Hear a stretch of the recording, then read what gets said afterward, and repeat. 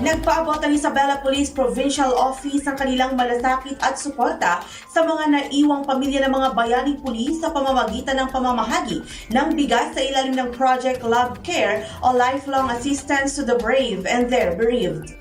Ginanap ang aktibidad sa Isabela PPO Multipurpose Hall, Barangay, Baligatan bilang bahagi ng selebrasyon ng 30th Police Community Relations o PCR Month. Sa ilalim ng naturang programa, bawat benepisyaryo ay nakatanggap ng tig-10 sako ng bigas na may kasamang mensahe ng pasasalamat at pagkilala sa sakripisyo ng kanilang mahal sa buhay. Pinangunahan ni Police Colonel Allen B. Bauding, Provincial Director ng IPPO, ang ceremonial turnover ng tulong kasama ang iba pang opisyal ng pulisya. Kabilang sa mga tumanggap ay ang mga piling pamilya mula sa iba't ibang lungsod at bayan sa Isabela, pati na rin ang aktibong miyembro ng kapulisan. Naging posible ang inisyatibong ito sa tulong ng pamahalaang panlalawigan ng Isabela sa pamumuno ni Governor Rodito T. Albano III. Dumalo rin sa aktibidad sina Board Member Honorable John Jose Anias, Rick Justice E. Angubong ng PCLEDO, Manuel S. Asierto ng BroEd at Mariano D. Plan, Executive Assistant na nangakong patuloy ang suporta ng lalawigan sa edukasyon at kabuhayan ng mga naulilang pamilya ng mga pulis. Ayon kay Police Colonel Bauding, ang Project Love Care ay hindi lamang simpleng pagbibigay ng ayuda, kundi isang konkretong patunay ng serbisyong may puso. Aniya, ang mga naiwang pamilya ng mga bayaning pulis ay mananatiling bahagi ng pamilya ng IPPO at hindi kailanman makakalimutan. Para sa IFM News, ako si Idol Showbiz Gagarin,